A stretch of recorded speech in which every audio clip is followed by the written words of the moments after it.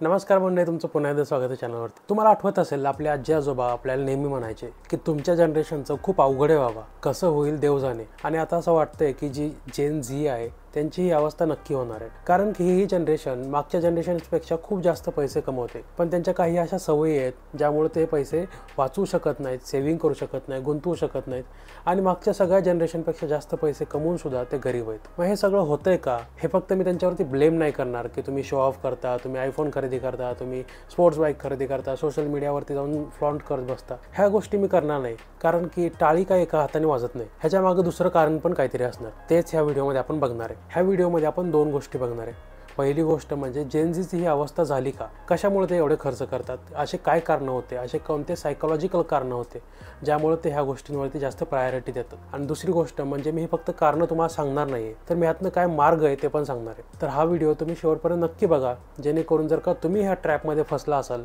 तर यातून तुम्हाला बाहेर निघण्यासाठी मार्ग मिळेल। बरं, जेन झीची ही अवस्था का झाली हे सांगण्याआधी तुम्हाला सांगतो की जेन झी आहेत कोण। जे पण लोक 1997 ते 2012 मध्ये जन्मलेत त्यांना जेन झी म्हणतात। पण जेन झी हे डिजिटल नेटिव्ह आहेत। आता ह्याचा अर्थ काय होतो? डिजिटल नेटिव्ह म्हणजे जे लोक जन्मापासूनच मोबाईल आणि सोशल मीडियाशी कनेक्टेड आहेत। बरं, आधीच्या जनरेशन कशा होत्या? ज्यांनी मोबाईल वापरला त्यांच्या 30s मध्ये किंवा 40s मध्ये, त्याच्या आधी ते मूवीला जायचे, त्याच्या आधी ते पेपर वाचायचे, त्याच्या आधी ते TV बघायचे, त्याच्या आधी ते फिरायला जायचे, ह्या सगळ्या गोष्टी करायचे आणि त्यासोबतच मोबाईल पण वापरायचे। पण ह्या जनरेशनची सिच्युएशन वेगळी। ही जनरेशन जन्मापासूनच मोबाईल वापरते। मग ह्यांच्यामध्येच ते न्यूज पण वाचतात, त्याच्यामध्येच ते मूवी पण बघतात, त्याच्यामध्येच ते शॉपिंग पण करतात आणि याच्यामध्येच ते ट्रॅव्हल ब्लॉग बघून स्वतःला खुश करतात की आपण तिथे फिरतोय। अशा बऱ्याचशा गोष्टी ज्यामुळे ह्या जनरेशनला डिजिटल नेटिव्ह असे म्हणतात। आता ह्याचे बरेचसे त्यांना फायदे पण होतात आणि बरेचसे तोटे पण आहेत। बरं, आता तुम्हाला कळालं की जेन झी आहेत कोण, पण त्यांची ही अवस्था का झाली ह्याच्या मागे टोटल 7 कारण आहेत। थाला फॉर अ रिझन। तर आता ते 7 कारण मी तुम्हाला सांगतो। पहिलं कारण आहे की लो सॅलरी। आधीच्या काळी तुम्ही जॉब लागल्यानंतर तुम्हाला एक डिसेंट सॅलरी मिळायची, ज्यामध्ये तुम्ही तुमचा महिनाभराचा खर्च करू शकायचा। पण जेन झीला जी सॅलरी मिळते एंट्री लेवल जॉबला, त्याच्यामध्ये त्यांचं घराचं भाडं तर सोडा, पण त्यांची EMI पे करण्यामध्येच त्यांची सॅलरी संपून जाते। महिन्याच्या 10 तारखेच्या पुढे त्यांच्याकडे सॅलरी शिल्लक राहत नाही आणि याच्यामुळे होते काय की एकतर त्यांना सॅलरी पण कमी मिळते आणि त्यामुळे त्यांना खर्च करण्याची जास्त सवय लागली, त्यामुळे या सगळ्या गोष्टी त्यांच्यावर ओढावून येतात। दुसरी गोष्ट म्हणजे अनस्टेबल जॉब मार्केट। आता होतंय काय की आधीच्या काळी तुम्ही कॉलेजमधून डिग्री केली, तुम्हाला जॉब प्लेसमेंटमधूनच तुम्हाला एखाद्या चांगल्या कंपनीमध्ये जॉब मिळायचा, त्यानंतर तुम्ही तिथं कंटिन्यू जॉब करत राहायचा चांगले 10 वर्ष 12 वर्ष। पण आजकाल काय झालं की जे जॉब मार्केट आहे ते एवढं अनस्टेबल आहे की एखाद्या कंपनीचं बजेट नसेल तर ले ऑफ करणार, किंवा तुम्हाला घेतानाच कॉन्ट्रॅक्टवरती घेणार, किंवा इंटर्नशिपवरती घेणार, ॲप्रेंटिसशिपवरती घेणार। कारण की जॉब मार्केट एवढं अनस्टेबल आहे की ह्या जनरेशनला कळत नाही की आपण हे जर का पैसे सेव्ह केले तर हे कधीपर्यंत टिकून राहतील आणि ह्या जॉबमध्ये आपण कसं ग्रो करायचं, आपले पैसे कसे ग्रो करायचे, ह्या सगळ्या गोष्टींबद्दल त्यांना खूप जास्त कन्फ्युजन आहे। आता तिसरी गोष्ट जी ह्या जनरेशनला खूप जास्त इम्पॅक्ट करते ते म्हणजे रायझिंग कॉस्ट ऑफ लिव्हिंग। आता ह्याचा अर्थ काय होतो की ज्या गोष्टी आपण 100 रुपयाला खरेदी करू शकायचो त्या आता 200 रुपयाला मिळतात। जसं की तुमचं घर भाडं वाढतंय, तुमचा पेट्रोलचा खर्च वाढतोय, तुमचा ग्रॉसरीज, दूध, अंडे, ह्या सगळ्या गोष्टींचा खर्च वाढतो, ज्यामुळे ह्या जनरेशनला खूप जास्त स्ट्रगल करावं लागतं त्यांच्या डेली ज्या नीड्स आहेत त्यासुद्धा अचीव करण्यासाठी। त्यामुळं ही जनरेशन खूप जास्त स्ट्रगल करते फायनान्शियली। आता चौथी गोष्ट ज्यामुळे ह्या जनरेशनला खूप जास्त प्रॉब्लेम होतोय तो म्हणजे इन्फ्लेशन आणि युद्धजन्य परिस्थिती। आता ह्याचा अर्थ काय होतो की इन्फ्लेशन म्हणजे काय? जी गोष्ट तुम्हाला आत्ता 10 रुपयाला मिळते तीच गोष्ट तुम्हाला पुढच्या वर्षी 12 रुपयाला मिळणार, त्याच्या पुढच्या वर्षी ती गोष्ट 15 रुपयाला मिळणार। म्हणजे महागाई वाढत जाते आणि जशी जशी महागाई वाढते तसं तसं त्यांचा खर्चही जास्त वाढत जातो। आता ही गोष्ट तर आहेच, पण दुसरी गोष्ट म्हणजे युद्धजन्य परिस्थिती जी म्हणतोय मी। आता युक्रेनचं वॉर झालं, परत इस्रायलचं वॉर झालं, परत चायना आणि US मध्ये जे कॉन्फ्लिक्ट चालू आहे, ह्या सगळ्या गोष्टी ह्या जनरेशनने लहानपणापासून बघितल्या, त्यामुळे त्यांना वाटतंय की हे जे जग आहे हे सगळं अनस्टेबल चालू आहे। पण ज्या आपल्या आधीच्या जनरेशन होत्या त्यांनी ह्या गोष्टी त्यांच्या 30s मध्ये किंवा 40s मध्ये बघितल्या, तेव्हा त्यांना मॅच्युरिटी आली होती की ह्या गोष्टी टेम्पररी आहेत। पण ही जी जनरेशन झी आहे यांनी ह्या लहानपणापासून बघितलं, त्यामुळे त्यांना जगामध्ये अनसर्टनिटी खूप वाटतात। त्यामुळे त्यांची सायकोलॉजी एका टाईपची बनली आहे की माहिती नाही जगामध्ये पुढे जाऊन काय होईल, तर आत्ताच आपण खर्च करून घेऊया। आता 5वं कारण ज्यामुळे ही जनरेशन खूप जास्त स्ट्रगल करते ते म्हणजे tough competition in job market आणि एज्युकेशन। आता होतंय काय की आधीच्या काळी कॉम्पिटिशन खूप कमी असायची। तुम्ही एखाद्या चांगल्या रेप्युटेड कॉलेजमधून इंजिनिअरिंग केली की तुम्हाला जॉब लगेच मिळून जायचा, किंवा तुम्हाला जर का एखाद्या चांगल्या कॉलेजमध्ये जायचं असेल तरी सुद्धा तुम्हाला लगेच तिथे ॲडमिशन मिळून जायचं। पण आता होतंय काय, जर का तुम्ही तुमचं कॉलेज जरी चांगलं पूर्ण केलं असलं, तुम्ही तिथे टॉपर जरी असला तर ते तुम्हाला जॉब मिळत नाही,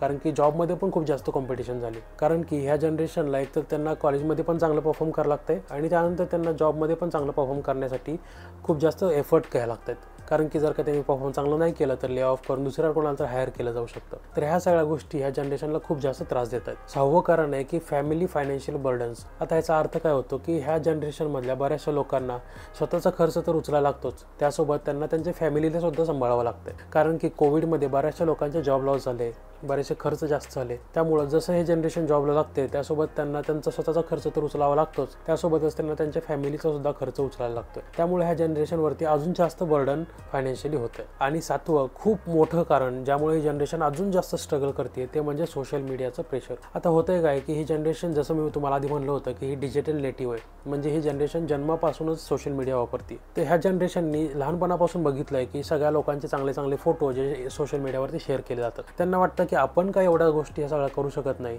त्यामुळे त्यांना एक मेंटल बर्डन नेहमी असतं की ह्या गोष्टी आपल्याला कधी मिळतील, आपण कधी इंटरनॅशनल व्हेकेशन करेल, कधी आपण एवढ्या चांगल्या गोष्टी खरेदी करेल. ह्या सगळ्या गोष्टींमुळे हे जनरेशन अजून जास्त स्ट्रगल करते. बरं, आता तुम्हाला हे तर कळालं की ह्या जनरेशनची ही अवस्था का झाली आहे, पण ह्यातून मार्ग काय आहेत हे पण आपण बघणार आहे. बरं, आता आपण समजून घेऊया की ही जनरेशन यातून बाहेर कसे पडू शकते. पहिली गोष्ट जी त्यांना करायची गरज आहे ते म्हणजे फिअर ऑफ मिसिंग आउट, म्हणजे फोमो अवॉइड करणं. जे तुम्ही गोष्टी सोशल मीडियावरती बघता ते त्या व्यक्तीची चांगली साईडच ते दाखवलेली असते.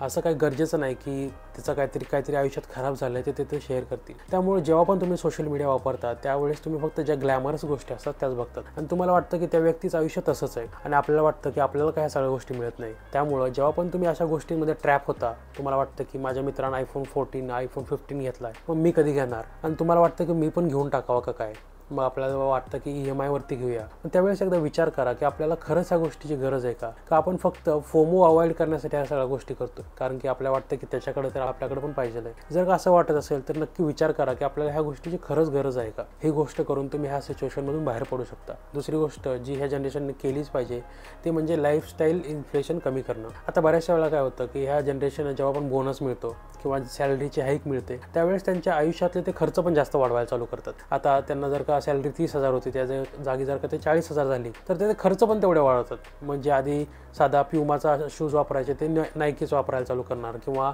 एखादा साधा फोन वापरत असले आयफोन घ्यायला सुरू करणार, किंवा आठवड्यातून एकदाच हॉटेलला जेवायला जात असले तर आठवड्यातून 3दा जेवायला जाणार. मग होतंय काय की जसं तुमची सॅलरी वाढते त्यासोबतच त्यांचा खर्च पण वाढायला चालू होतोय. तर ही गोष्ट त्यांना अवॉइड करण्याची जास्त गरज आहे. जर का तुम्ही जनरेशन जी असाल तर तुम्हाला हे सगळं अवॉइड करण्याची गरज आहे. तिसरी गोष्ट जी जेन झीनं केलीच पाहिजे ते म्हणजे लर्निंग हाय व्हॅल्यू आणि हाय अर्निंग स्किल्स. आता बऱ्याचशा गोष्टी आहेत ज्या त्यांनी शिकल्या पाहिजेत कारण की आजकाल जॉब मार्केट स्टेबल नाही आहे.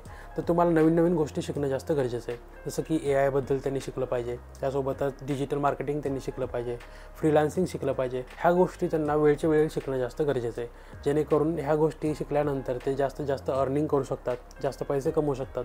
जास्त पैसे कमवल्यानंतर ते जास्त खर्च करण्यापेक्षा जास्त सेव्हिंग पण करू शकतात. चौथी गोष्ट म्हणजे डेव्हलपिंग पर्सनल फायनान्स स्किल्स. आता ही गोष्ट काय आहे की ह्या गोष्टीमध्ये जेन झी सगळ्यात जास्त स्ट्रगल करते. त्यांना पैसे कमवायचं कळतंय पण ते पैसे कसे सेव्ह करायचे, कसे इन्व्हेस्ट करायचे, कसं बजेटिंग करायचं, कसं आपलं इमर्जन्सी फंड डेव्हलप करायचं, ह्या सगळ्या गोष्टीमध्ये त्यांना खूप जास्त स्ट्रगल होतं. तर ह्या गोष्टी त्यांना शिकणं जास्त गरजेचं आहे आणि ते शिकण्यासाठी त्यांनी आपल्या चॅनलला सबस्क्राईब केलं पाहिजे, जेणेकरून ह्या गोष्टी त्या लवकरात लवकर शिकतील. ह्या गोष्टी जर का जेन झी लवकर शिकले तर ते ह्या सिच्युएशनमधून लवकरात लवकर बाहेर पडू शकतात. पाचवी गोष्ट जी ह्या जनरेशनने केलीच पाहिजे ती म्हणजे बिल्डिंग मल्टिपल अर्निंग सोर्सेस. आता सिच्युएशन अशी नाही राहिली की तुम्ही एका जॉबमध्ये काम करताय तिथंच तुम्ही 10-15 वर्ष राहून तिथं तुम्हाला चांगली प्रगती होईल, कारण की जॉब मार्केट अनस्टेबल आहे. तर तुम्हाला गरजेचं आहे की तुम्ही बऱ्याचशा गोष्टींमधून अर्निंग सुरू केलं पाहिजे. असं गरजेचं नाही की तुम्ही एकाच गोष्टीमधून पैसे कमवायला पाहिजेत. मग त्यासाठी तुम्ही काय करू शकता, तुम्ही रिअल एस्टेटमध्ये म्हणा किंवा स्टॉक मार्केटमध्ये म्हणा किंवा फ्रीलान्सिंग केलं, एखादा ब्लॉग सुरू केला किंवा यूट्यूबवरती अकाउंट काढून तुम्ही तुमचं जे नॉलेज आहे ते शेअर केलं. अशा बऱ्याचशा गोष्टी करून तुम्ही पैसे कमवू शकता, जेणेकरून तुमच्या जॉबमधून तर तुम्हाला पैसे मिळतीलच पण मल्टिपल इन्कम सोर्स असल्यामुळे तुम्हाला एक स्टेबिलिटी राहील. ह्या गोष्टी जेन झीनं करणं खूप जास्त गरजेचं आहे. सहावी गोष्ट जी जेन झीनं केलीच पाहिजे ती म्हणजे smart use of credit card. आता असं होतंय की त्यांना जॉब मिळाल्यानंतर क्रेडिट कार्ड लगेच दिलं जातंय आणि त्यांना शो ऑफ पण करायचं असतं की बाबा माझ्याकडे क्रेडिट कार्ड आहे, मी चांगला सॅलरी कमवतो, या सगळ्या गोष्टी. पण त्यामुळे ते डेटमध्ये पण जास्त फसतात, म्हणजे कर्जबाजारी पण होत आहेत. क्रेडिट कार्ड हे आपण म्हणू शकतो श्राप पण आहे आणि वरदान पण आहे. जर का तुम्ही चांगलं वापरलं तर ते वरदान आहे जर का तुम्ही ते नीट नाही वापरलं तर एक श्राप आहे. कारण की मी बऱ्याचशा लोकांना कर्जबाजारी होताना पण बघितलं क्रेडिट कार्ड वापरून. कारण की ते खर्च तर करतात, पण खर्च केल्यानंतर त्यातून पैसे कसे परत माघारी रिपे करायचे ते कळत नाही. त्यामुळे जर का तुम्ही क्रेडिट कार्ड वापरणार असाल तर स्मार्टली यूज करणं गरजेचं आहे. जिथं तुम्हाला डिस्काउंट मिळतो तिथंच वापरा. डेली गोष्टींसाठी न वापरता तिथं तुम्ही UPI तुमचा कॅश वापरा किंवा तुम्ही तुमचा डेबिट कार्ड वापरा, जेणेकरून तुमचे फायनान्सेस चांगली इम्प्रूव्ह होतील. आणि 7वी खूप महत्त्वाची गोष्ट जी जेनझीनं केलीच पाहिजे. आता जेनझीचा फोकस असतो की त्यांना खर्च करायचा असतो. त्यांना पैसे कमवल्यानंतर त्यांना वाटतं की हे पैसे मी कुठं चांगल्या गोष्टीवरती खर्च केले पाहिजे जेणेकरून मला आनंद होईल. तर त्यासाठी आपण हे पैसे आधीच साईडला काढून ठेवायचे, म्हणजे क्रिएटिंग फन फंड. आता त्याचा अर्थ काय होतो की ज्या गोष्टींवरती आपल्याला खूप मौज मस्ती करायची, खर्च करायचे, त्यासाठी सॅलरी आल्यानंतर पहिल्यांदा ते पैसे साईडला काढून ठेवायचे आणि ते पैसे तुम्ही खर्च करण्यासाठी वापरायचे जिथं पण तुम्हाला मौज मस्ती करायची. ते केल्यामुळं तुम्हाला असं गिल्ट नाही वाटणार की आपण सगळे पैसे खर्च करतोय, कारण की जे पैसे तुम्ही साईडला काढले तेच तुम्ही खर्च करताय. कारण की जर का तुम्हाला 30,000 सॅलरी असेल तर त्यातले तुम्ही 10,000 तरी साईडला काढून ठेवले पाहिजे, जेणेकरून तुम्ही बाकीचे खर्च सगळे करू शकता. ज्यामध्ये तुम्हाला एखादी पार्टीला जायचं आहे, तुम्हाला एखादी शॉपिंग करायची, तुम्हाला चांगले ब्रँडेड कपडे घ्यायचे, ह्या सगळ्या गोष्टी तुम्ही त्यातून करू शकता. आणि हे केल्यामुळे तुमच्यावरती बर्डन पण कमी होईल आणि तुम्हाला ज्या खरेदी करायच्या त्या तुम्ही आधी करू शकाल. आता ह्या व्हिडिओवरून तुम्हाला कळालं असेल की जेनझी नक्की स्ट्रगल कुठे करतात आणि त्यातून ते बाहेर कसे पडू शकतात. जर का तुम्हाला हा व्हिडिओ आवडला असेल तर व्हिडिओ लाईक करा, चॅनलला सबस्क्राईब करा. Thank you for watching. Stay curious. Bye bye.